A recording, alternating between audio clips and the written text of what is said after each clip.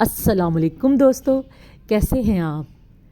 यहाँ पे जनाब हमारी तो बन रही है सहरी और यहाँ पे आज अलीज़े ने बनाना है अंडा प्याज जो कि उसका फेवरेट है।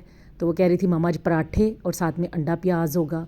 हम लोगों ने सालन भी गर्म कर लिया था जो रात को बनाया था, तो साथ में अंडा प्याज बनेगा। और ये मैं नया फ्राई पैन लेके आई थी जो स्पेशली रमज़ानुल मुबारक के लिए है, तो आज इसकी ओपनिंग भी होगी और आज अलीज़े इसमें बनाएगी अंडा प्याज।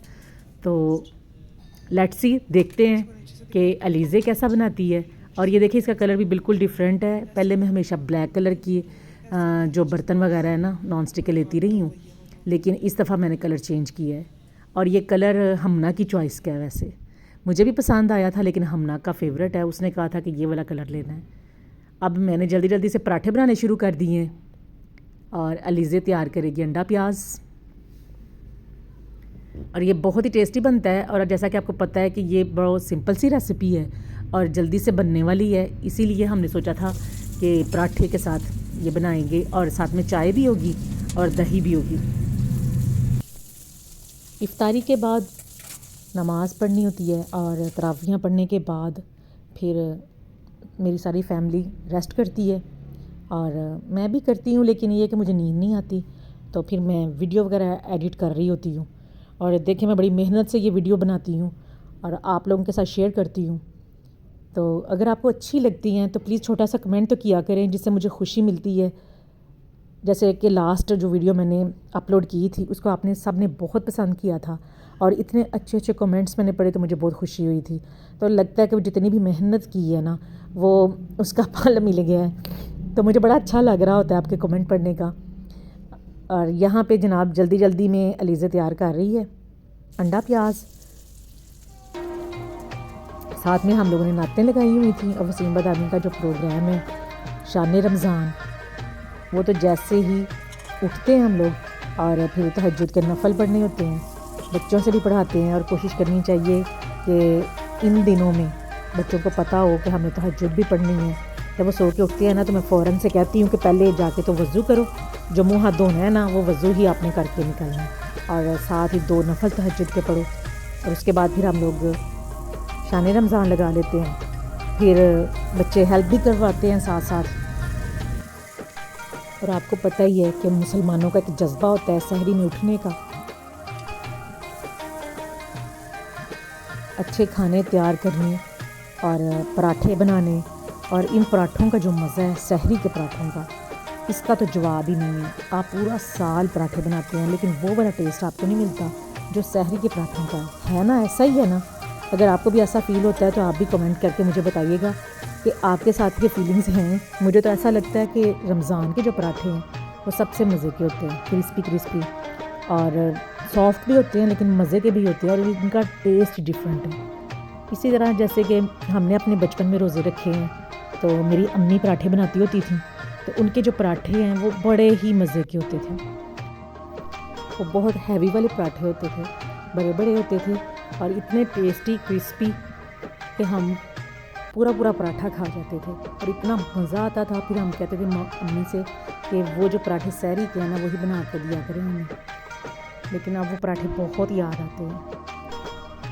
और जब रमज़ान शुरू होता है तो अम्मी की बहुत याद आती है और अपना बचपन का रोज़े रखना और इफ्तारी टाइम, सहरी टाइम, बहन भाइयों के साथ बैठना, बहन भाइयों के साथ मिल के सहरी करना और इफ्तारी की तैयारी करना। तो जब मैं अपने अब बच्चों को देखती हूँ तो मुझे वही टाइम याद आता है, तो मैं कहती हूँ कि कितनी जल्दी टाइम गुजर गया। कि ये वही हिसाब हो गया कि जैसे अभी मैं अपने घर में थी, अब मेरी वालदा बनाती होती थी पराठे और सहरी की तैयारी करती थी, तो आज मैं बना रही हूँ और मेरे बच्चे जो हैं वो सहरी का वेट कर रहे होते हैं और साथ में उसी तरह से हल्ला गुल्ला कर रहे होते हैं। तो बड़ा अच्छा लग रहा होता है सारा कुछ। अल्लाह का शुक्र है, अल्लाह ताला ये रौनकें कायम रखे और अल्लाह ताला इन रौनकों में बरकतें अता फरमाए। और आपने कई बार ये कमेंट में कहा है कि आपका दही बहुत अच्छा बना होता है, तो आप क्या करती हैं। तो मैं तो दही बहुत टाइम से लगा लेती हूँ। अभी जैसे ही 7:30 बजे या 7 बजे का टाइम होता है तब लगा लेती हूँ, या फिर कभी कभी मैं जब इफ्तारी बनाने लगती हूँ तो दोपहर में लगा देती हूँ, और इस तरह से तकरीबन 4-5 घंटों में दही बहुत अच्छा बनता है, और बिल्कुल ऐसे जैसे पैकिंग का दही होता है उसी तरह का दही बनता है, और मीठा दही होता है, क्योंकि बच्चे बहुत शौक़ से दही खाते हैं और मैं ख़ुद भी दही बड़े शौक़ से खाती हूँ। तो इसलिए ये तो रूटीन में रोज़ मैं सहरी के टाइम ज़रूर बनाती हूँ। और दही जब बन जाए तो फिर कोशिश करें कि 1-1.5 घंटे के लिए फ्रिज में रख दें, फिर ये थिक भी हो जाएगा और ठंडा भी हो जाएगा और फिर बहुत मज़े का होगा। अब सबकी सहरी मैंने करवा ली थी, यानी कि पराठे सबके बन चुके थे। अब लास्ट में मैं अपने लिए लेके आई थी, तो साथ में मैंने अलीज़े ने जो बनाया था अंडा प्याज वो रखा है, और साथ में शलजम गोश्त है। हम लोग तो सहरी में पराठे बनाते हैं और फिर सालन होता है या फिर अंडे और दही। आप लोग सहरी में क्या खाते हैं, आप भी शेयर कीजिएगा।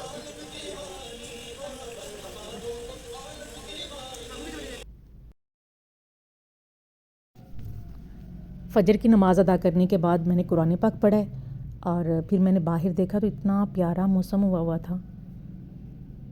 अभी सूरज नहीं निकला था और बहुत प्यारी ठंडी ठंडी हवा चल रही थी। मेरा दिल चाहा कि मैं तस्बीह वगैरह लेके मैं बाहर आ गई हूँ। खाकरोब भी आया हुआ था और सफाई वगैरह कर रहा था वो।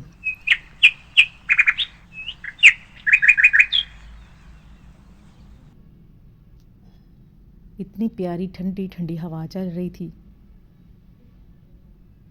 और ये टाइम इतना प्यारा मुझे लग रहा था कि मेरा दिल चाहा कि मैं आपके साथ शेयर करती हूँ।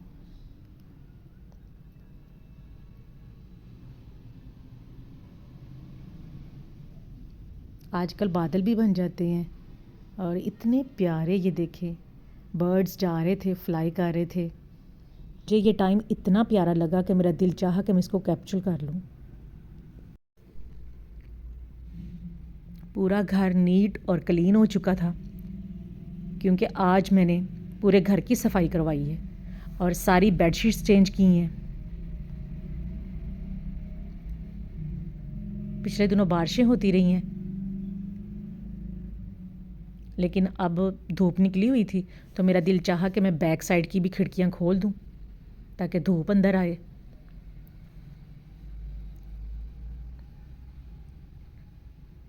इस टाइम रूम में धूप आ रही थी और रूम बहुत नीट लग रहा था।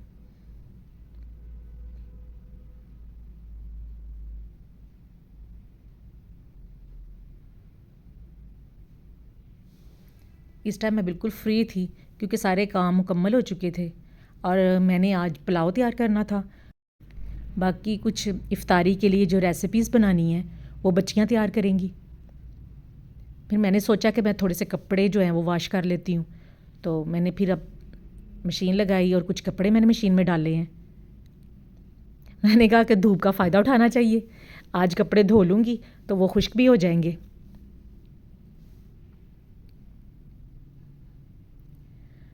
सादिया ना सुबह सुबह ही चली जाती है, तो इस वजह से आज मुझे जल्दी उठना पड़ा, तो फिर मैंने उससे सफाइयाँ करवाई हैं। और ये गेट की जो सीढ़ी है ना वो उसने बहुत ज़्यादा गंदी कर दी हुई थी। फिर मैंने उसको खूब डांटा है कि वो ज़रूर धो के जाना, क्योंकि पूरा घर नीट और क्लीन हो और लेकिन बाहर एंट्रेंस जो है वो गंदी हो तो फिर वो बहुत बुरा लगता है। अब मैं सेटिस्फाइड थी क्योंकि पूरे घर की सफाई बहुत अच्छी हो चुकी थी। अलीज़े ने अब अपनी जो रेसिपी बनानी है उसकी तैयारी शुरू कर दी है। जैसे कि ये ब्रेड से तैयार होने वाली रेसिपी है और बहुत ही टेस्टी बनती है। ब्रेड कोन्स हैं, अलीज़े ने इसको बहुत ही इजी वे में तैयार की है। अगर आपको ये पसंद आ रही हो तो इसकी रेसिपी भी मैंने अपने चैनल पे अपलोड की हुई है, तो आप उसको चेक कर लीजिएगा। साथ साथ अलीज़े कबाब फ्राई कर रही थी और मेरा पुलाव जो मैंने रखा हुआ था वो ऑलमोस्ट तैयार हो चुका था। अभी इफ्तारी में काफ़ी टाइम है।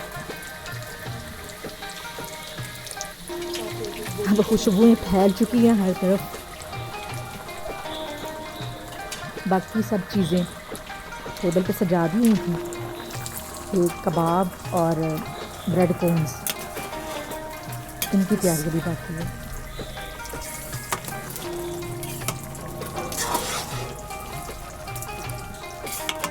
ये चिकन का यखनी पुलाव तैयार हो रहा है, जो कि फरमाइश पे बन रहा है। आज किसी का भी मूड नहीं हो रहा था रोटी खाने को, तो इसलिए फिर आज हमने पुलाव बनाया और साथ में रिफ्रेशमेंट के लिए चीज़ें हैं। ब्रेड कोन्स जो हैं वो थोड़ा सा टाइम लेती हैं, क्योंकि ज़्यादा हाई फ्लेम पे रखेंगे तो ये जल जाती हैं, इसलिए लो फ्लेम पे इसको फ्राई करना होता है और ये बहुत क्रिस्पी तैयार होती हैं।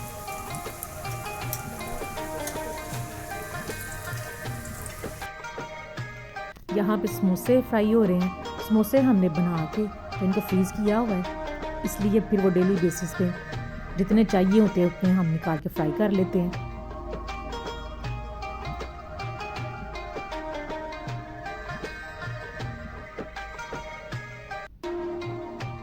इफ्तारी की टेबल सज चुकी है।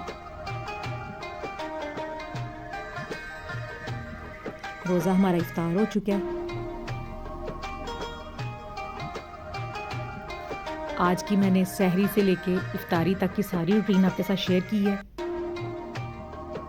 वीडियो अगर मेरी आपको पसंद आई हो तो लाइक कीजिएगा, और अगर अभी तक आपने मेरे चैनल को सब्सक्राइब नहीं किया तो सबसे पहले अभी आपने मेरे चैनल को सब्सक्राइब करना है, और कमेंट में ज़रूर बताइएगा कि आपको मेरी वीडियोस कैसी लग रही हैं और इफ्तारी की जो रेसिपीज़ हैं ये आपको कैसी लग रही हैं, और इसमें से आपको क्या अच्छा लगा है।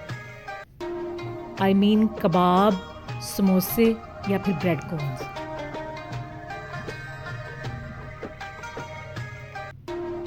सहरी और इफ्तारी हम लोग बहुत इंजॉय कर रहे हैं और माशाल्लाह से बहुत मज़ा आ रहा है और बहुत एक्साइटमेंट होती है कि हमने इफ्तारी तक टाइम से पहले हर चीज़ तैयार करके टेबल पे सजानी है।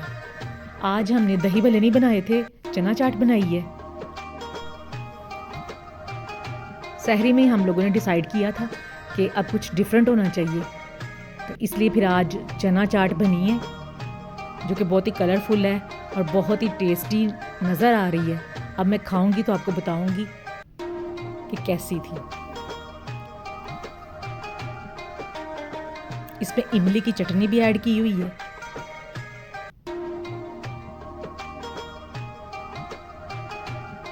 और आलू बुखारे की चटनी भी।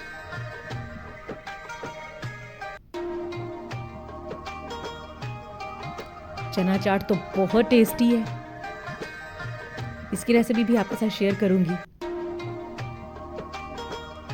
इसके साथ ही आपसे इजाज़त चाहूँगी।